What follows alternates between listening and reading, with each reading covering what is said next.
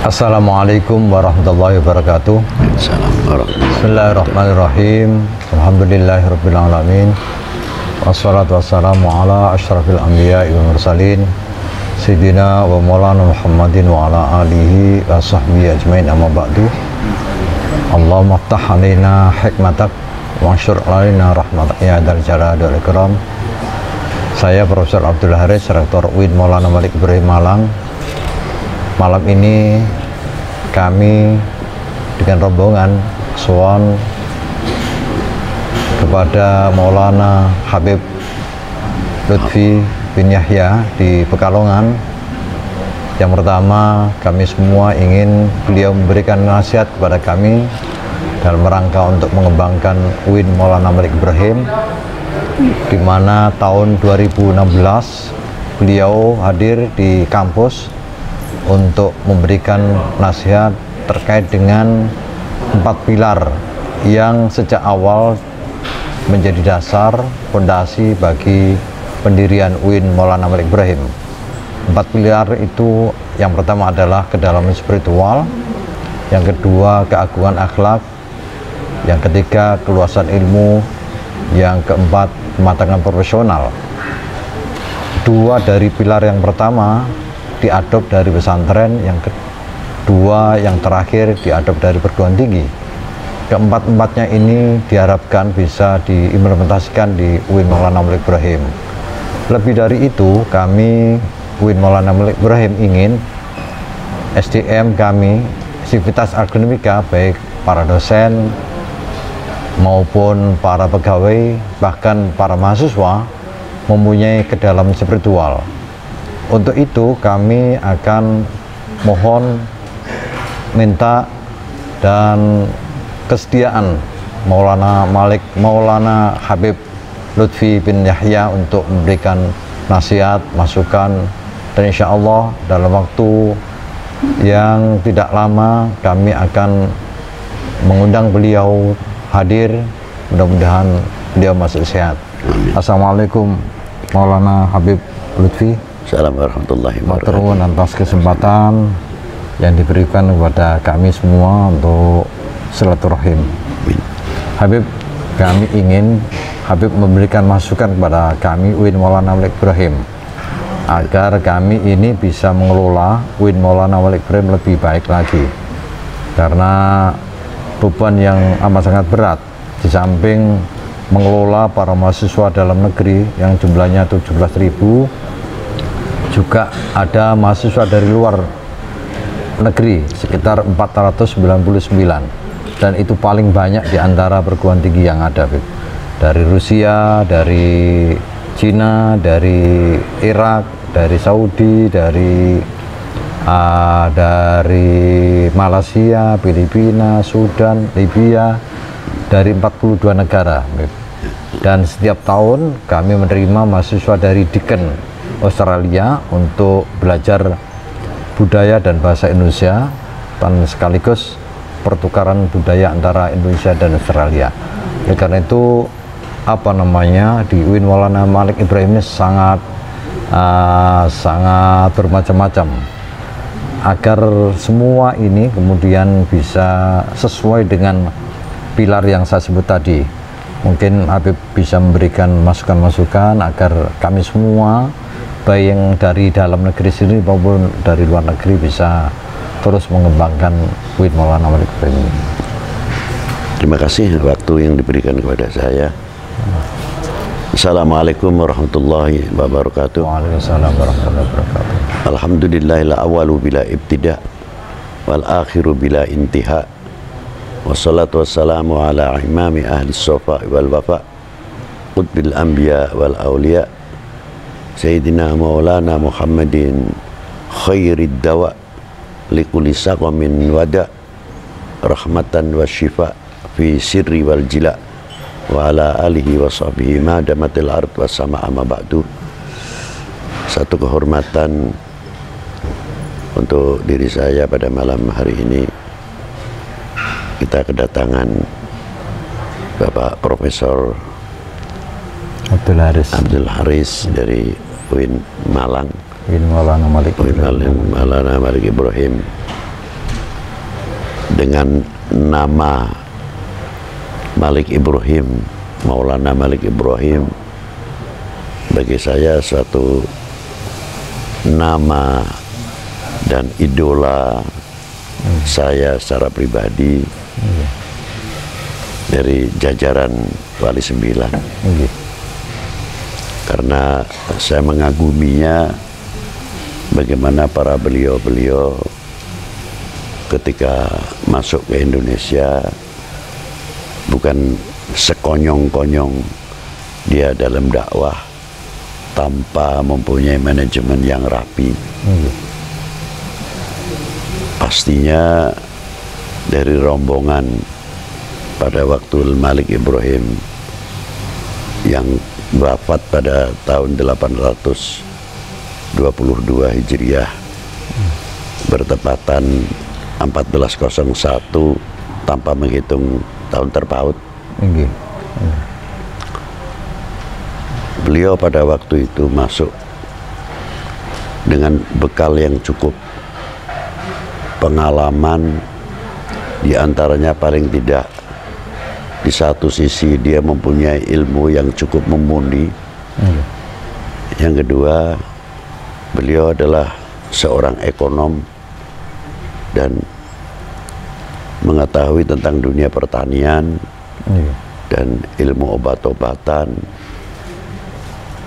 atau kedokteran sesuai di zaman itu. Perkembangan dakwah yang sangat rapi, bagaimana memajukan umat pada waktu itu sudah mempunyai pola pikir yang cukup untuk bisa menjawab, melahirkan keintelektualan secara ilmiah dalam metode dakwah yang dilakukan oleh Wali Sembilan khususnya Malik Ibrahim. Bukan masuk ke Indonesia adu kesaktian, tidak, tapi memberikan satu pola-pola pikir, wejangan-wejangan untuk regenerasi yang akan datang secara ilmiah. Pada waktu itu beliau pun sudah bisa memikirkan umat yang akan datang. Pembekalan apa kepada regenerasinya? Pasti tantangan zaman dengan perkembangan ilmu, teknologi, dan lain sebagainya, itu menjadi tantangan kita untuk lebih melahirkan atau membuka apa yang ada di dalam universalan, apa yang ada dalam Quran, di dalam dogma itu sendiri. Dan para ulama-ulama cara membuka atau mencarai dari perjuangan-perjuangan para beliau telah membuat satu kontak-kontak yang luar biasa. Saya kagum masalah itu. Maka kalau Malang Malik Ibrahim tidak salah kalau mengambil salah satu nama dari Wali Sembilan, khususnya Malik Ibrahim, guru besar dari segala para ulama pada waktu di zamannya. Maka untuk sekarang ini, bagaimana kita bisa mencetak kader-kader kita dengan melalui perguruan tinggi yang ada di Indonesia umumnya dan khususnya yang ada di Universitas Malik Ibrahim Malang di Malang. Maka dari itu perlu dengan adanya pengembangan secara ilmiah yang tidak lain untuk membuka lebih jauh isi Al-Quran yang isinya tidak akidah atau tauhid saja, tapi kaya dengan ilmu pengetahuan yang sudah sewaktunya, yang sudah seharusnya kita mampu untuk mensiarkan supaya melahirkan generasi-generasi yang siap menjawab tantangan umat dan tantangan zaman. Itu yang pokok, Prof. Ya. Kita di UIN Malang itu punya 7 fakultas, Habib. Ada fakultas kedokteran yang punya prodi pendidikan dokter dan farmasi, profesi dokter, dan insya Allah apoteker. Kemudian fakultas saintek itu ada fisika, kimia, biologi, teknologi informasi. Kemudian ada fakultas humaniora, ada fakultas ilmu tarbiyah dan keguruan, fakultas psikologi, fakultas syariah, ekonomi, dan ada 5 program doktor, ada 11 program magisternya. Kira-kira kalau tidak salah, tidak lupa itu ada prodinya 43 prodi, Habib. Nah ini mudah-mudahan bermanfaat. Ya, sudah seharusnya, Pak. Sudah seharusnya generasi muda kita terutama dalam dunia akademis ataupun akademis yang non akademis, istilahnya pelajarannya sudah termasuk akademisi sebetulnya, tapi kita katakan non akademis seperti dunia pesantren-pesantren yang sudah cukup kitab-kitabnya sangat luar biasa. Maka dari itu banyak satu PR yang harus kita menjawab apa yang ada dari tinggalan para sesepuh atau para ulama kita, para pendahulu, terutama dalam ilmu medikal atau kedokteran. Nah, lalu dalam dunia farmasi dan lain-lainnya yang ada, khususnya dalam perguruan tinggi khususnya Malang. Itu saya sangat membanggakan dan mengharapkan sekali munculnya generasi tersebut. Ya, Indonesia ini sangat terbentang, sangat luas, kekayaannya luar biasa, hampir semuanya ada di sini, dari tumbuh-tumbuhan dan lain sebagainya. Ini untuk kita semua adalah PR. Sejauh mana kita dengan pembekalan dari Allah SWT yang diberikan kepada tanah air kita ini, sehingga bisa memberikan satu lapangan yang luar biasa untuk perkembangan ilmu. Paling tidak dengan adanya itu semuanya, satu kekuatan yang luar biasa dalam pembekalan untuk membangun publik, membangun umat. Tidak cukup dari ilmu kedokteran, antariksa, astronomi, lain-lain sebagainya, sampai dalam sepaling kecil ekonomi, pertanian, dan lain sebagainya. Makanya perlu dengan adanya akademis yang nanti sarjana-sarjana kita yang keluar dari perguruan tinggi tersebut sudah tidak perlu lagi kita membahas masalah khilafiyah. Ya, kita selalu tertinggal, karena kita yang dibahas sebagian itu masih terpengaruh dengan masalah khilafiyah. Sedangkan bangsa lain, negara lain telah maju. Ya, sebagian kita boleh kita katakan tertinggal. Ya, maka dari itu untuk mengejar sebagian ketertinggalan kita, ya yang kita harapkan ya adalah di mana perguruan tinggi itu dan pesantren-pesantren yang banyak yang berbobot sebetulnya. Itu harapan kita sebenarnya untuk ke depan. Malang itu yang selalu diungkap, bahkan menjadi tagline-nya itu menjadi ulul albab. Ulul albab itu cirinya berzikir dan berpikir. Saya kira yang berzikir ini yang saya kira Habib, saya mohon untuk memberikan masukan agar meskipun pintar, tapi pintarnya juga bukan hanya di otak tapi juga di hati gitu. Seperti yang Habib lakukan di Thariqat gitu. Nah ini mungkin Habib bisa memberikan masukan kepada kami gitu. Ya memang sangat perlu sekali tentang dzikir, Pak. Ya.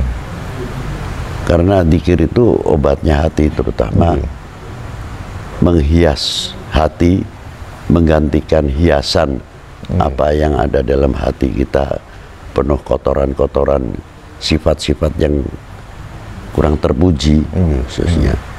Maka kita ganti dengan dzikir, dan dzikir itu akan membantu ke pencerahan atau cerahnya hati, yang sehingga kepada pola pikir kita. Itu pentingnya itu di situ. Yang kedua, membangun mentalitas, mental melalui spiritual dalam kolbun salim. Itu yang pertama. Sehingga kita menghadapi sesuatu dalam pendidikan apapun, sampai kita keluar dari perguruan tinggi, karena telah dibekali dengan iman yang kuat, telah didukung dengan zikirnya itu, dengan zikirnya itu tadi. Tapi zikir itu ternyata tidak sekadar bacaan la ilaha illallah, la ilaha illallah. Dengan la ilaha illallah kita mengenal apa yang diciptakan oleh Allah Subhanahu wa taala. Dengan kalimat la ilaha illallah kita tahu kebesaran yang maha kuasa. Di antaranya yang diberikan kepada manusia, kepada apa yang ada di dunia ini, sesuai negaranya masing-masing. Sejauh mana zikir kita mengetahui, mengenal apa yang telah diciptakan oleh Allah Ta'ala, khususnya untuk kita, seperti tanah air Indonesia ini. Dengan zikir itu sejauh mana kita mengenal kelebihan dan kekurangan yang harus kita tambal dan sebagainya. Dengan zikir kita akan sadar untuk membangun intelektual dan lain sebagainya. Jadi zikir itu bukan sekadar hanya ucapan, bacaan aja, tapi membangun karakter juga di samping itu, untuk keimanan dan sebagainya. Banyak kita melihat apa yang diciptakan oleh Allah Ta'ala. Seperti contoh, kita mudah sajalah kita makan. Kalau kita makan dengan sunnah Nabi, pasti awalnya dengan baca bismillah atau basmalah. Yang kedua, doa makan, Allahumma barik lana bima razaqtana. Banyak yang hafal.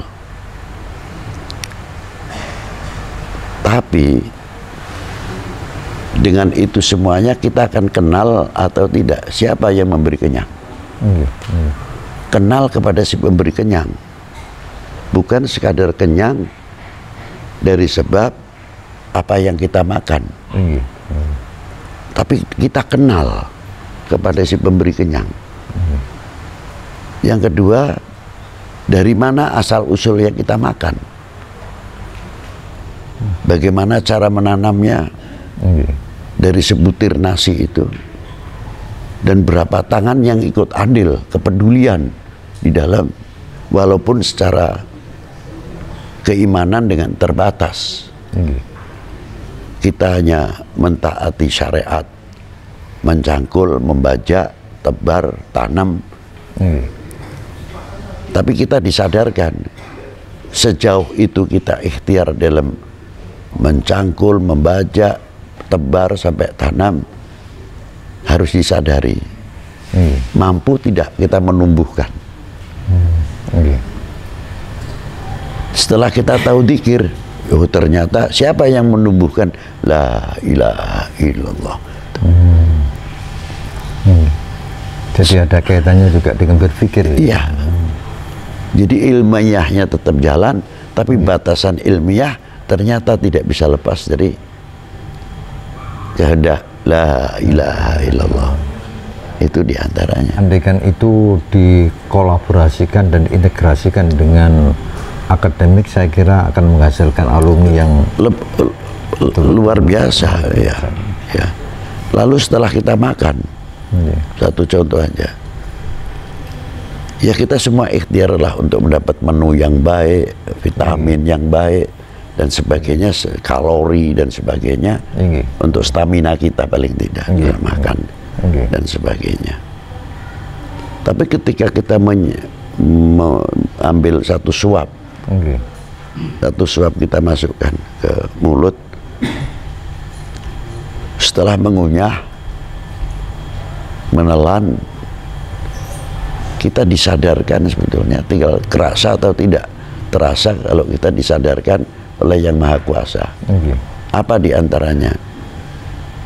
Sepandai-pandainya manusia, setelah kita makan, kita masuk, bisa mengatur atau tidak apa yang kita makan jadi darah merah semua, jadi darah putih, menjadi daging semua yang kita makan dan lain sebagainya. Sama sekali nggak bisa. Terkecuali kita kenal la ilaha illallah. Itu satu. Inilah satu, selalu kita ditunjukkan oleh Allah supaya kita sadar ternyata kita tidak sendirian.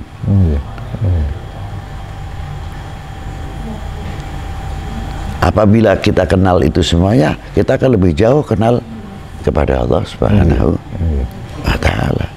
Itu istimewanya dari perlunya dzikir itu di sini. Belum yang lainnya.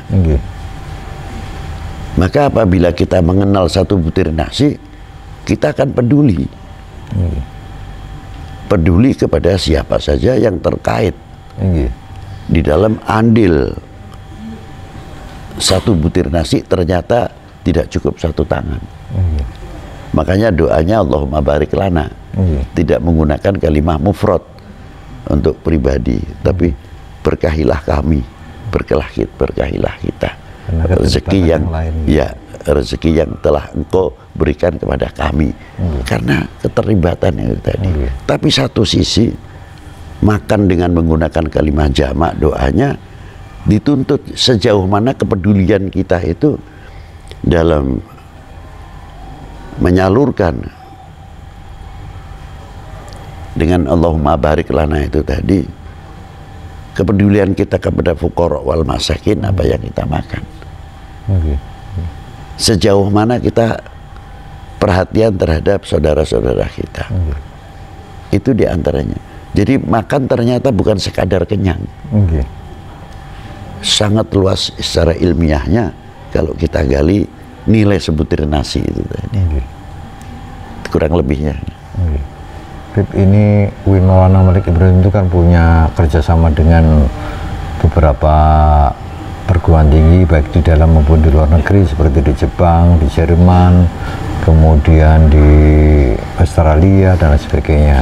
Salah satu di antara yang kita ketahui, ternyata perguruan tinggi di luar negeri seperti di Jepang itu amat sangat butuh sentuhan-sentuhan rohani, dan mereka itu selalu bilang bahwa orang Indonesia itu enak, semua kebutuhannya dipenuhi. Kalau mereka butuh motor, ambil dari Jepang, tapi Jepang tidak pernah kebagian rohaninya, kan begitu, Bro. Kalau misalnya nanti UIN Maulana Malik Ibrahim selain kerjasama dengan pesantren juga kerjasama dengan Thariqat gitu, agar juga bisa menyebarkan yang bersifat rohani tadi itu. Thariqat sangat terbuka, Pak. Ya, Thariqat itu sangat terbuka. Jangan salah memahami tentang Thariqah itu, seolah-olah Thariqat itu tahunya pegang tasbih. Tasawuf itu seolah-olah membatasi kita dalam zuhud, tidak boleh kaya, tidak, bukan, jangan salah paham cara menafsirkan. Ya. Dan mereka ini butuh itu, mereka mengatakan kan butuh spiritualitas gitu. Ya. Andaikan misalnya kerjasama antara perguruan tinggi dengan Thariqat, terutama dengan Habib yang bisa memberikan nanti pencerahan lewat perguruan tinggi kepada bukan hanya bangsa Indonesia, tapi bangsa-bangsa lain yang saya tahu. Misalnya saya pernah ke Jepang, ke Jerman, ke Belanda, ke beberapa negara yang terdekat itu, mereka amat sangat mengapresiasi Indonesia. Indonesia katanya kaya, meskipun motor beli kepada mereka, tapi mereka tidak pernah bisa beli rohani dari spiritualitas dari Indonesia katanya. Gitu. Kita mengambil satu ayat aja yang jelas sekali, Pak, ya. Kita Allah Ta'ala menjadikan suku bangsa ini kan untuk mengenal, ya, untuk saling mengenal. Apa yang dinamakan saling mengenal itu terfokus kepada fisik atau bentuk fisik, warna kulit dan sebagainya. Bukan itu sebetulnya. Tapi lita'arofu itu mengetahui hak yang diberi oleh Allah Ta'ala kepada suku bangsa itu, sehingga menjadi negara, menjadi yang lain-lain. Sejauh mana kita mengenal di antara sesama kita, yang tidak terlepas dibekali ketakwaan. Inna akramakum indallahi atqakum. Ini bekal untuk lita'arofunya. Ya, sehingga kita bisa peduli, saling menghargai adanya suku bangsa. Maka secara ilmiah, bukan secara akidah, secara ilmiah bisa kita barter dengan perguruan tinggi atau negara lain. Apa yang tidak ada pada negeri kita, terutama dari teknologi dan lainnya, ya. Sedangkan satu sisi bidang rohania juga bisa barter dengan kita juga. Apa yang bisa kita sumbangsihkan untuk apa? Menjabarkan lita'arofu itu sendiri, untuk kepedulian, saling mengenal kepada dunia apa yang telah diciptakan oleh Yang Maha Kuasa. Saya kira sangat luas itu artinya. Ini ada pengalaman sekali waktu ada teman-teman dari Australia yang kuliah di UIN Maulana Malik Ibrahim, dan mereka non muslim selama 2 tahun gitu. Setiap kali ada adzan itu mereka mengatakan, waduh, saya risih dengan adzan, ini polusi macam-macam. Tapi begitu mereka selesai pulang 2 tahun lagi balik ke UIN Malang, katanya kangen dengan adzan, dan akhirnya masuk Islam. Jadi ternyata apa namanya, sosialisasi dan pengajaran kepada mereka itu ternyata tidak sia-sia. Sekali waktu mereka mungkin menolak, tapi setelah mereka kembali ke negara justru mencari apa yang kita ajarkan. Ini saya kira nanti bisa kolaborasi, ya, dikembangkan ya. Itu penting sekali, sangat perlu. Jadi sepertinya dakwah sekarang ini lebih banyak yang dibutuhkan adalah penguatan spiritualitas. Ya, memang. Bukan yang garang-garang. Ya. Saya tadi ikut ngaji, Habib. Tadi saya nulis sebentar, mungkin saya bisa bacakan. Ada puisi sebentar gitu. Silakan. Mohon izin sebentar. Silakan.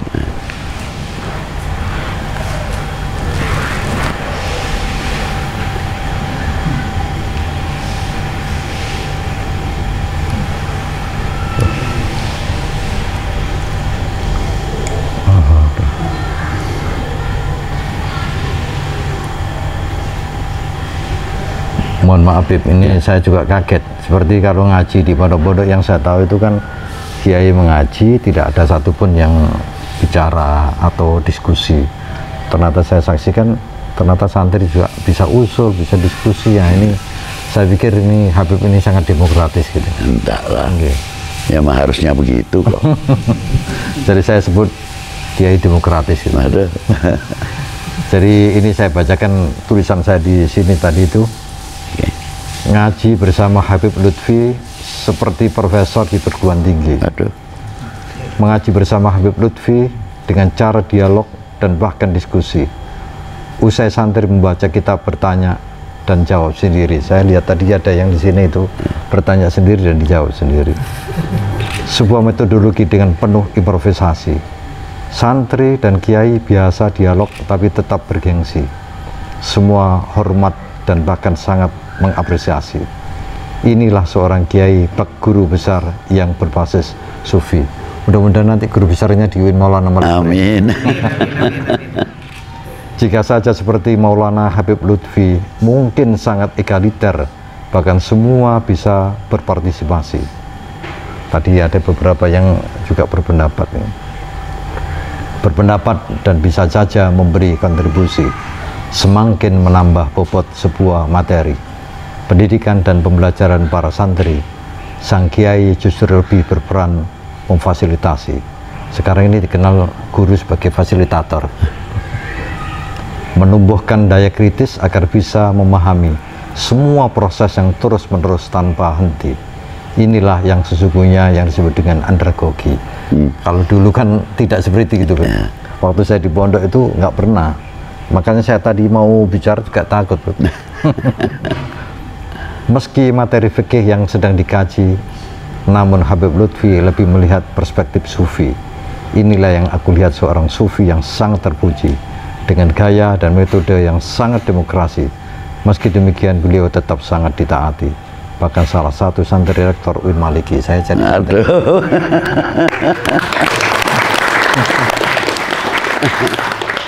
meski baru sekali ikut mengaji dengan Habib Lutfi, namun kesan mendalam merasuk ke dalam hati. Pekalongan 1 Mei 2021. Terima kasih. Mungkin ada sesuatu yang disampaikan lagi. Cukuplah udah. Ya. Akhirnya, wallahul muwaffiq ila aqwamit thoriq. Wassalamualaikum warahmatullahi wabarakatuh. Waalaikumsalam warahmatullahi wabarakatuh.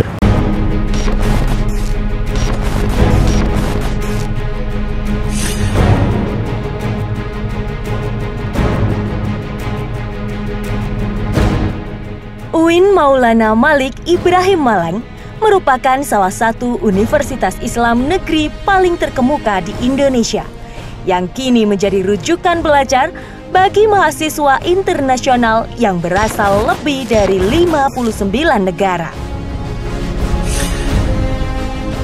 Selama 1 tahun, mereka ditempatkan dan dibina di Ma'had Sunan Ampel Al-Ali. Visi UIN Maulana Malik Ibrahim ini terwujudnya pendidikan tinggi integratif yang memadukan sains dan Islam yang berreputasi internasional. Tagline dari UIN Maulana Malik Ibrahim adalah Ulul Albab, di mana ciri utama dari Ulul Albab ini adalah orang yang selalu berzikir, ingat kepada Allah, baik berdiri, duduk, berbaring, kapanpun dan dimanapun. Ciri yang kedua adalah berpikir. Kita semua warga besar UIN Maulana Malik Ibrahim ini selalu mengedepankan berpikir logis bagaimana yang seharusnya dan tidak menyanyiakan akal kita, sebagaimana ada di dalam Al-Quran yang selalu dibaca setiap kali ada event di UIN Maulana Malik Ibrahim. Alladzina yadhkuruna Allah qiyaman wa qu'udan wa ala junubihim ila akhirih. Yang kemudian akhir dari semuanya ini adalah kita menjadi orang-orang yang mempunyai kedalaman spiritual, keagungan akhlak, keluasan ilmu, dan kematangan profesional. Sebagai upaya meraih reputasi kelas dunia, UIN Maulana Malik Ibrahim Malang menjalin berbagai kerjasama internasional, antara lain ASEAN University Network, Liga Muslim Dunia, Islamic Development Bank, Saudi Fund for Development, Kantor Bahasa Inggris Regional Amerika Serikat, ISESCO Maroko, dan Konsorsium Universitas Australia Jawa Timur. Kami atas nama pimpinan menyampaikan banyak terima kasih kepada pendiri UIN Maulana Malik Ibrahim ini, mulai Fakultas Tarbiyah, kemudian menjadi STAIN, menjadi UIS, dan kemudian menjadi UIN, dan kemudian terakhir menjadi UIN Maulana Malik Ibrahim ini. Dan mudah-mudahan ada kerjasama kita semua ini, kemudian kita bisa menciptakan perguruan tinggi ini berreputasi internasional. Wassalamualaikum warahmatullahi wabarakatuh.